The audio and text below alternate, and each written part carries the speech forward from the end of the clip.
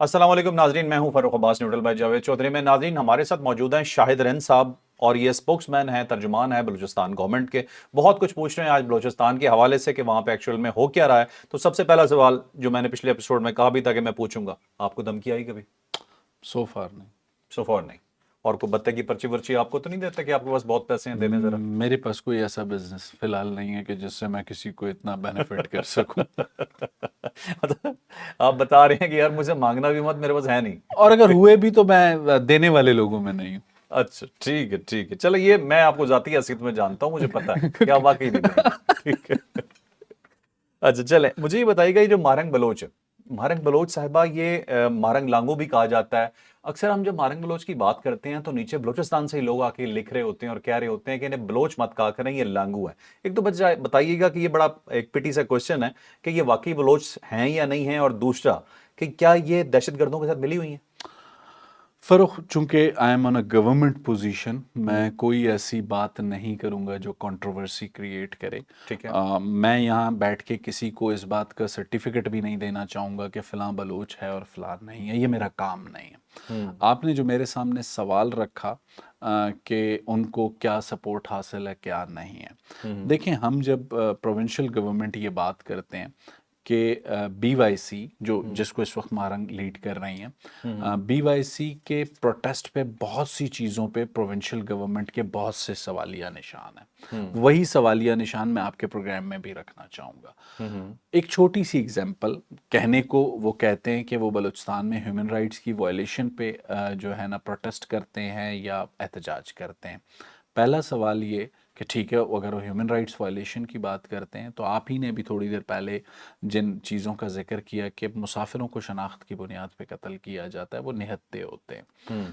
क्या उनकी कभी भी उस चीज़ को उतनी शद्दोमत से उन्होंने as a human rights organisation उठाया? नहीं, बिल्कुल नहीं। क्या HRCP ने कभी कोई फैक्ट फाइंडिंग मिशन बलूचिस्तान इस चीज़ के लिए भेजा, ये जो मुसाफिर मारे जा रहे हैं या ये जो कवाल मारे गए, इनका कसूर क्या था? नहीं।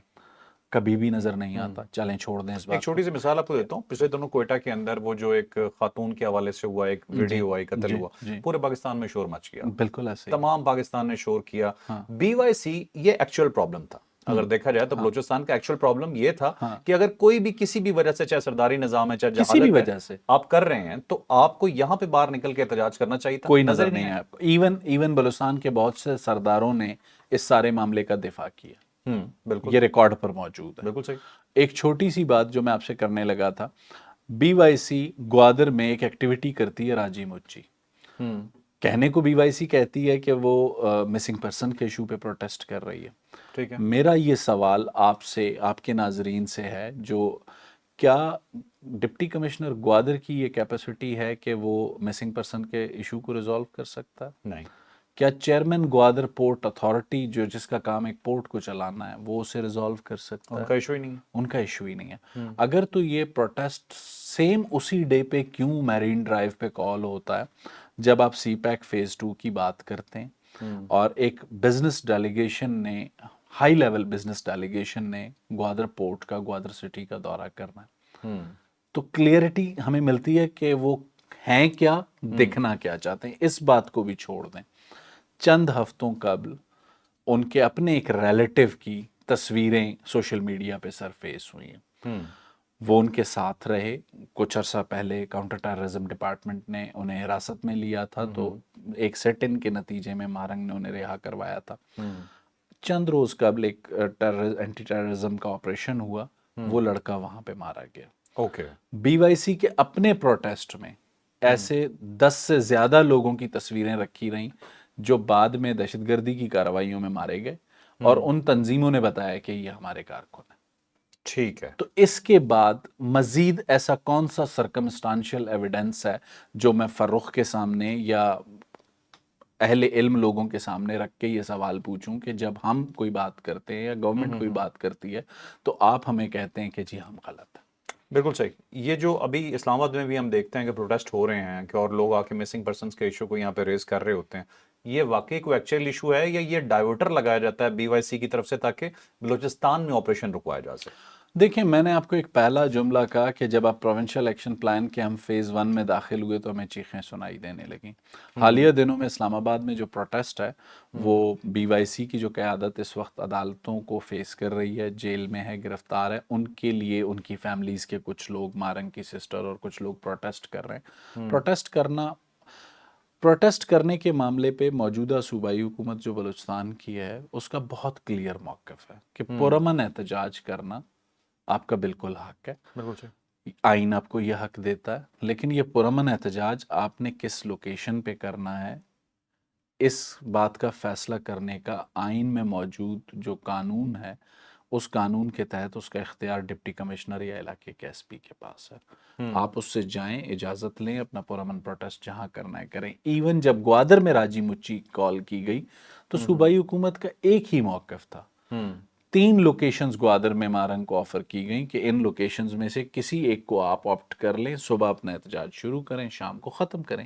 وہ بضد تھیں کہ نہیں، انہوں نے احتجاج صرف میرین ڈرائیو پہ کرنا ہے کیونکہ گوادر پورٹ بزنس ڈیلیگیشن میں جانا. اوکے. تو اس سے آپ اندازہ لگا لیں وہ اپنا آئینی حق تو مانگ رہے ہیں، لیکن جو ریاست کا یا صوبائی حکومت کا جو قانونی حق ہے اسے تسلیم کرنے کو تیار نہیں. اس کا مطلب ہے کہ پیچھے سے ماسٹرز کے آرڈر آتے ہیں کہ آپ نے یہ کرنا ہے اور اس پہ امپلیمنٹ ہوتا ہے. سیدھی سی بات. بالکل صحیح.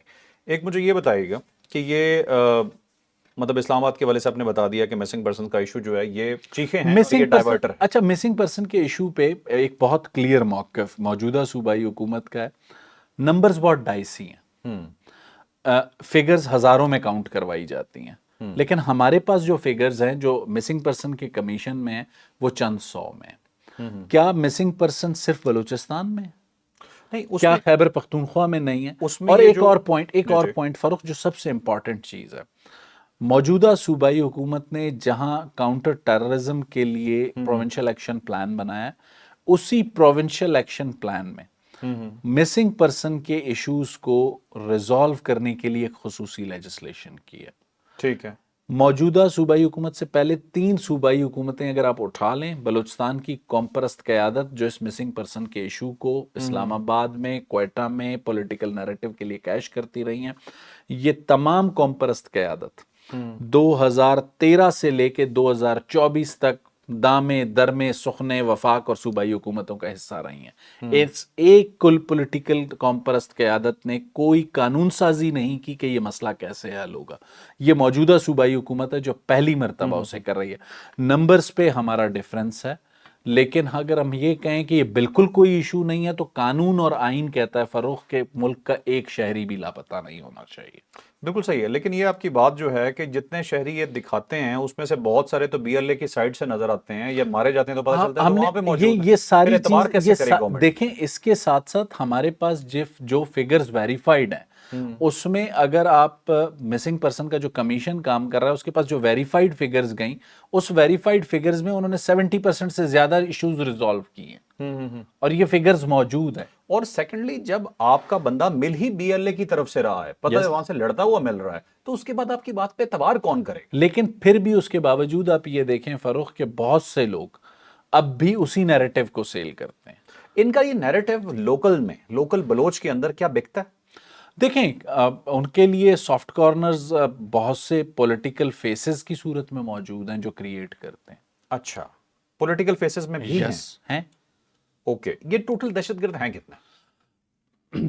نمبرز پہ میں نہیں جانا چاہوں گا، لیکن ان کی اسٹرینتھ کوئی اتنی بڑی نہیں ہے کہ جسے پاکستان کی سیکیورٹی فورسز ختم نہ کر سکیں یا پاکستان کا جو پولیٹیکل سسٹم ہے وہ ختم نہ کر سکے. نمبرز آپ کہہ سکتے ہیں چند 100 ہوں گے، 1000 سے تھوڑے سے اوپر ہوں گے، لیکن کوئی اتنی بڑی تعداد نہیں ہے کہ بلوچستان کی پوری عوام ان کے ساتھ ہے، ایسا نہیں. پہاڑوں میں چھپے ہوئے ہوتے ہیں؟ دیکھیں لازمی سی بات ہے، شہروں میں ان کی پریزنس اتنی زیادہ نہیں، تھوڑی بہت ہوتی ہے، لیکن زیادہ تر بلوچستان میں فار فلنگ ایریاز ہیں جہاں پہاڑوں میں ان کے پاس یہ سیف موجود ہیں. ٹھیک ہے. ایک مجھے یہ بتائیے گا کہ ابھی انویسٹمنٹ آ رہی ہے، بہت سنا جا رہا ہے کہ بلوچستان کے اندر، اور بہت اچھی بات ہے، پاکستان کی وہ انویسٹمنٹ ہے، بلوچستان کی انویسٹمنٹ ہے، وہاں کے لوکل کو ترقی کرنی چاہیے، اور میرا یہ ماننا ہے کہ وہاں پہ جتنی بھی ترقی بلوچستان کو دینے کی کوشش کی جاتی ہے، یہ سارا پرابلم اس ترقی کو روکنے کا ہے، یہ دہشت گردی کا۔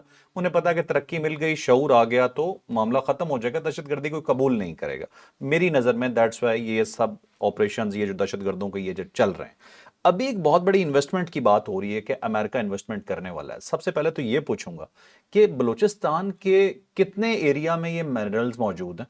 ٹھیک ہے، تعداد میں آپ سے نہیں پوچھتا، ڈیفینیٹلی آپ وہ ڈیک کر کے نہیں چیک کر سکتے کتنی ہوگی، لیکن یہ کون کون سے ایریاز ہیں جہاں پہ ہو سکتا ہے؟ اور جب یہ سب انویسٹمنٹ آ جائے گی یہاں پہ تو اس کے آنے کے بعد اس دہشت گردی میں کیا آٹومیٹکلی کچھ کمی آنے کی سچویشن پیدا ہوگی؟ فروخ بڑا ہی ٹیکنیکل آپ کا کوشچن ہے۔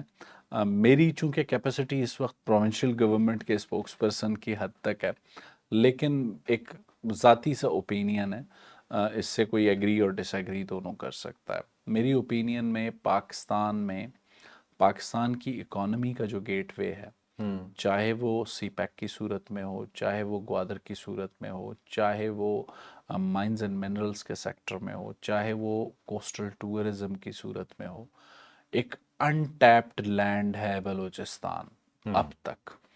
اور اس میں جو جو چیزیں ماضی میں کچھ چیزیں ہمارے سامنے آئیں، بڑے افسوس کے ساتھ یہ کہنا پڑتا ہے کہ جب ہمارے ملک میں جوڈیشل ایکٹیویزم بہت زیادہ ہوا، ہم نے اپنے میگا پروجیکٹس کے ساتھ وہ ظلم کیے جو ہو سکتا ہے دنیا کا کوئی ملک نہ کرے۔ ریکوڈک کی بات اس کی چھوٹی سی مثال ریکوڈک ہے۔ تو موجودہ جو گورنمنٹس ہیں، we must give credit to the previous government, جب قدوس بزنجو صاحب وزیر اعظم تھے، وزیر اعلیٰ تھے، سوری میرے منہ سے لفظ وزیر اعظم غلطی سے نکلا۔ انہوں نے اس ایشو کو فیڈرل گورنمنٹ کی مدد سے، سیکیورٹی فورسز بالخصوص ہم کہہ سکتے ہیں کہ پاکستان آرمی کی مدد سے، اس ایشو کا ایک آؤٹ آف کورٹ سیٹلمنٹ ہوا۔ اس آؤٹ آف کورٹ سیٹلمنٹ کے نتیجے میں پاکستان 14 ارب ڈالر کے ایک فائن سے بچا۔ لیکن چونکہ کچھ غلطیاں ہم نے اپنی جوڈیشل ایکٹیویزم میں اتنی کر لی تھیں، جس کے نتیجے میں کوئی بہت آئیڈیل چیز اگر ہم کہیں کہ لی جا سکتی تھی، جسے ہم ایکسپلور کر سکتے تھے، وہ اتنی ہو سکتا ہے نہیں ہوئی۔ لیکن آنے والے دنوں میں اسی ریکوڈک اور اسی ایریا میں مزید چیزیں انٹیپڈ ہونی ہیں۔ لیکن ایک چھوٹی سی اگزامپل آپ کے سامنے رکھوں گا جو بلوچستان کے کیس کو سمجھنے کے لیے بہت ضروری ہے۔ بلوچستان میں گیس سب سے پہلے ایز اے نیچرل ریسورس جو آئی، وہ 80s کی دہائی میں سب سے پہلے گیس آئی۔ حالیہ دنوں میں بلوچستان کی صوبائی حکومت نے پی پی ایل کے ساتھ ایک 15 ایئرز کا جو لیز ایگریمنٹ تھا اسے ایکسٹینڈ کیا، جو اگلے سال اب دوبارہ ہونے جا رہا ہے۔ 2 ایگریمنٹس میری نظر سے گزرے جو پاکستان پیٹرولیم لمیٹڈ کے ساتھ کیے گئے، ایک اس وقت کی قبائلی شخصیت نے کیے۔ اس ایگریمنٹ کو دیکھا کہ اس ایگریمنٹ میں بلوچستان کے لیے کیا مانگا گیا، اور ایک ایگریمنٹ حالیہ دنوں میں چیف منسٹر بلوچستان سرفراز بگٹی نے کیا، اس ایگریمنٹ میں پی پی ایل سے کیا مانگا گیا۔ تو جو ڈیفرنس مجھے نظر آیا، میں کسی کی کریکٹر اسیسینیشن نہیں چاہتا، میں کسی کے بارے میں کوئی فتویٰ دینا نہیں چاہتا، لیکن ماضی کی کسی بھی ایگریمنٹ میں مجھے اسکالرشپس نظر نہیں آئیں، ماضی کے کسی بھی ایگریمنٹ میں مجھے جسے کہتے ہیں کہ وہ چیزیں نظر نہیں آئیں جس میں ایک عام آدمی جو سوئی کا بچہ ہے اسے اسکل ڈیولپمنٹ پروگرام میں انرول کیا جائے گا، سوئی شہر کے ڈیولپمنٹ ماڈل کو چینج کیا جائے گا، وہ سب کچھ اس ایگریمنٹ میں مجھے نظر آتا ہے۔ تو بلوچستان میں جو نیچرل ریسورسز ہیں ان کے حوالے سے موجودہ صوبائی حکومت وفاق کے ساتھ ہر وہ فیصلہ کرنے کو تیار ہے جس کا فائدہ بلوچستان اور پاکستان کے ایک عام آدمی کو ہو۔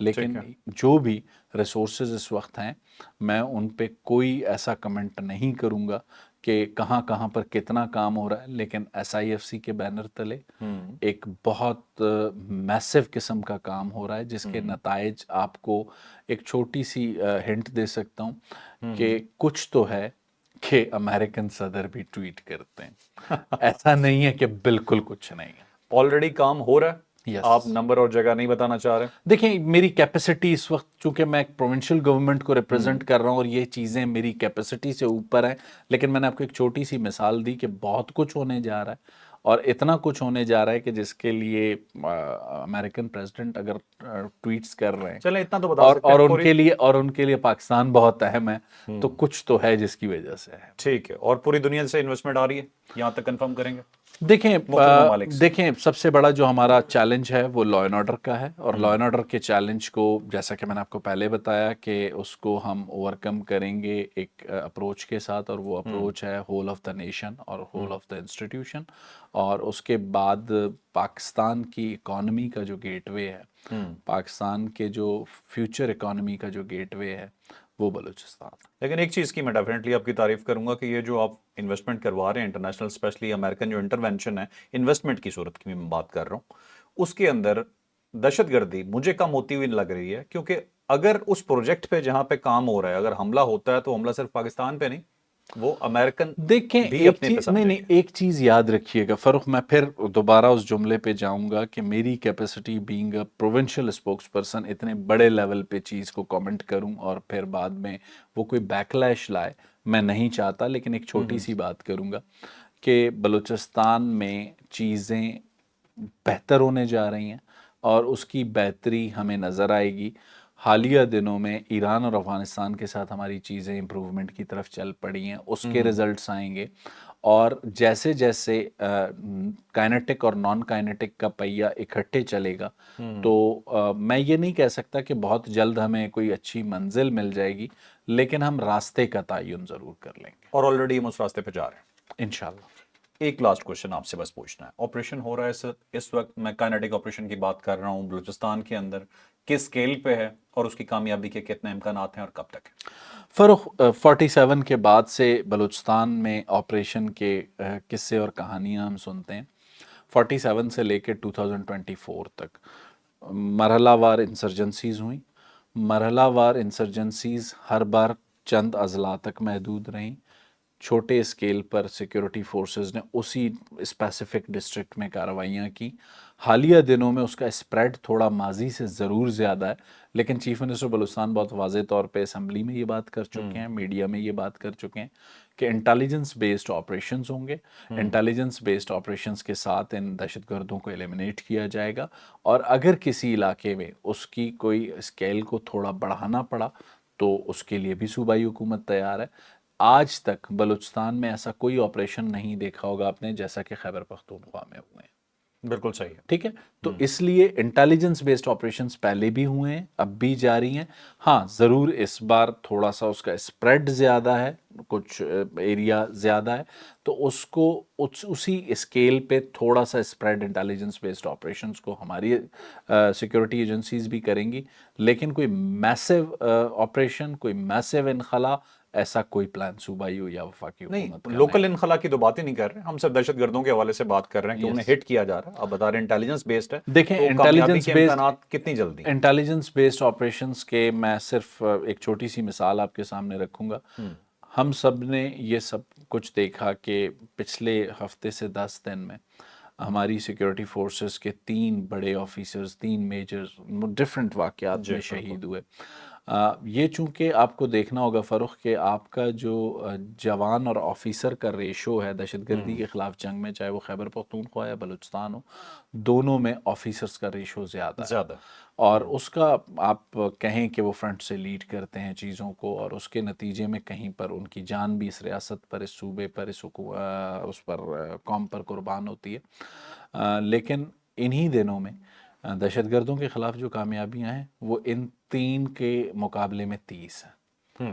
تو یہ جسٹ ایک چھوٹی سی اگزامپل میں نے آپ کے سامنے رکھی ہے، اور چونکہ جب یہ ایک اپروپریٹ فورم پر چیزیں آتی ہیں تو اس وقت ضرور رپورٹ ہوتی ہیں، لیکن حالیہ دنوں میں سیکیورٹی فورسز نے تھوڑا سا جب اسکیل اپ کیا انٹیلیجنس بیسڈ آپریشنز کا، تو اس کے نتیجے میں دہشت گرد تنظیموں کو نقصان ہوا ہے۔